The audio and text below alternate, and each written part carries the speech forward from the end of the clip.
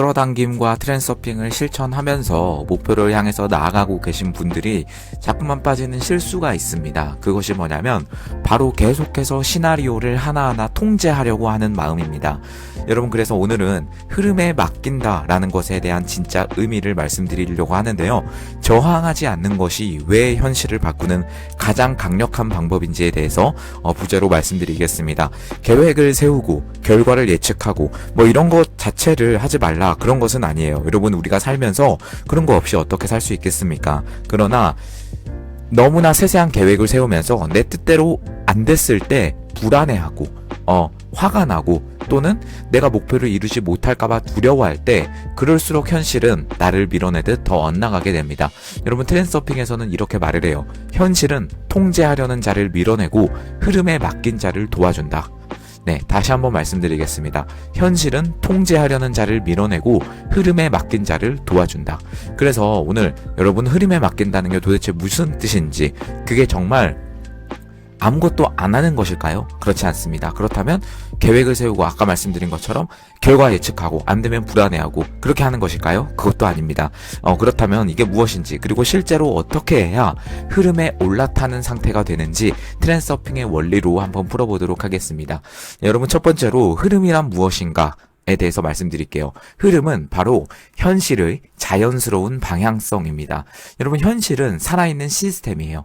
트렌드서핑에서 현실은 하나의 어떤 죽은 물체 그런 게 아니라 하나의 에너지 장입니다. 스스로 균형을 맞추는 방향성을 가지고 있는 한 존재입니다. 그래서 흐름은 자연이 스스로 조정하는 방향인 거죠. 흐름은 늘 존재하지만 우리는 눈치채지를 못합니다. 왜냐? 우리는 깨어있지 않기 때문입니다. 눈 뜬 채로 잠들어 있기 때문이에요. 그래서 제가 지난 영상에서 깨어있는 자에 대해서 많이 말씀을 드렸는데요. 내가 잠들어 있는 것이 아니라 깨어있는 상태일 때는 이 흐름을 감지할 수가 있어요. 그래서 여러분, 항상 깨어 있으셔야 되고요. 흐름은 늘 존재하지만 우리는 눈치채지를 못합니다. 왜 이 일이 이렇게 흘러가지? 라는 생각이 들 때 그것은 이미 흐름이 작동하고 있다는 신호가 되겠습니다. 하지만 여러분, 왜 일이 이렇게 흘러가지? 라는 생각이 들면 우리는 이것을 흐름으로 받아들이기보다는 그냥 내 뜻대로 안 되니까 그것을 다시 한번 통제하려고 합니다. 여러분, 손에 이렇게 힘을 꽉 주고 다른 거를 잡을 수 있나요? 그렇지 않습니다. 여러분, 손에 힘을 풀어야 다른 거를 잡을 수가 있어요.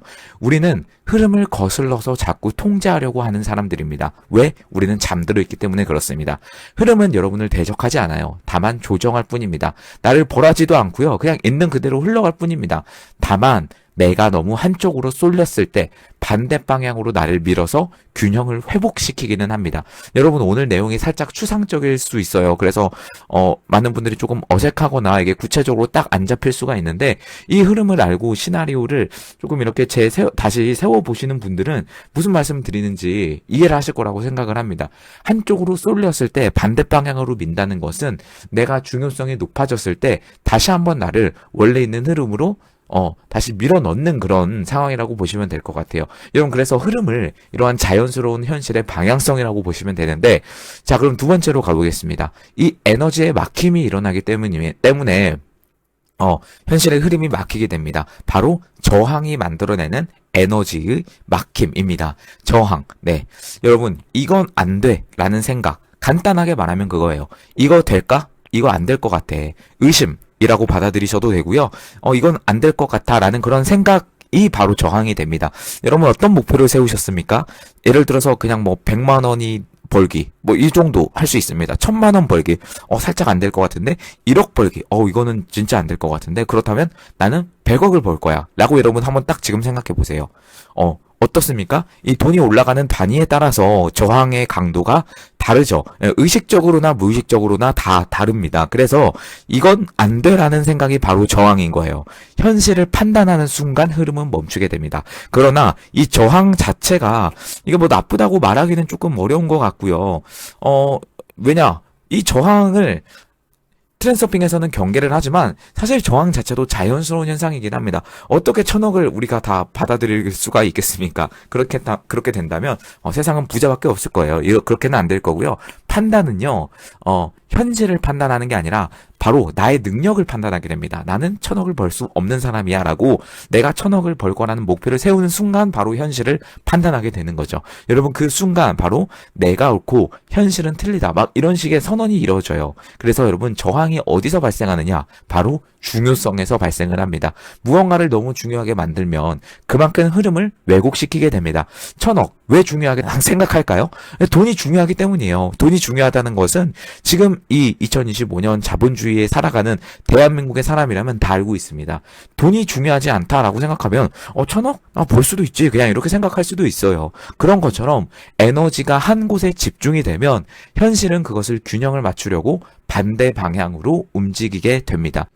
네, 그래서 저항의 핵심은 바로 감정입니다. 감정이 폭발할수록 흐름에서 벗어나게 돼요.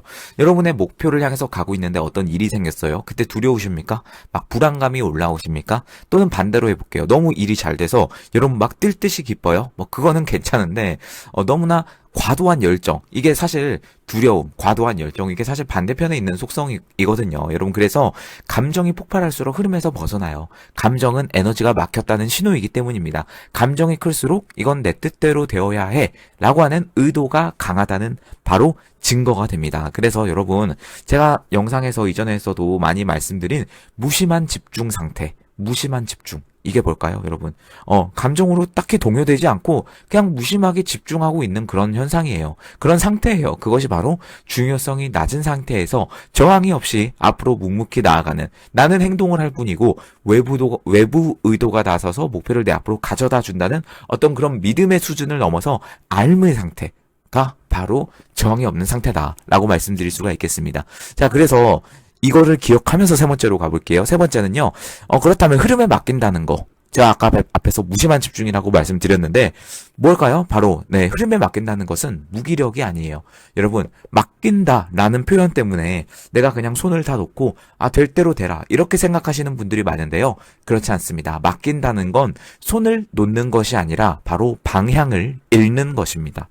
무기력은 아무것도 안 하는 거고요. 맡기는 것은 지금 어디로 흘러가고 있는가를 관찰하는 것입니다. 흐름은 늘 신호를 보내는데 우리는 그것을 감정으로 느끼게 됩니다.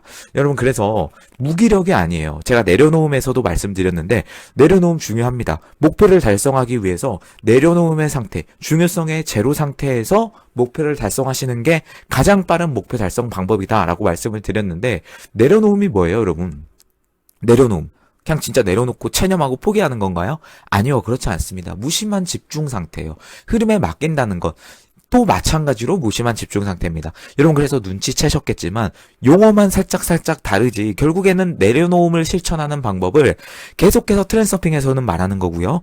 끌어당김에서는 그 내려놓음에 대한 설명이 살짝은 부족하기 때문에 살짝 아쉽다 이런 말씀을 계속 드리는 겁니다. 자, 그래서 여러분 흐름은 늘 신호를 보내는데요. 우리는 그것을 감정으로 느낍니다. 흐름은 항상 가장 효율적인 길을 선택하기 때문이에요. 이게 무슨 뜻일까요? 여러분 목표를 달성하기 위해서 이거를 가고 여기로 가고 그 다음엔 여기로 가고 이런 식으로 해서 가면 내가 생각했을 때는 가장 효율적인 목표 달성 방법이겠다라고 생각하지만 진짜 그럴까요? 그렇지 않습니다, 여러분.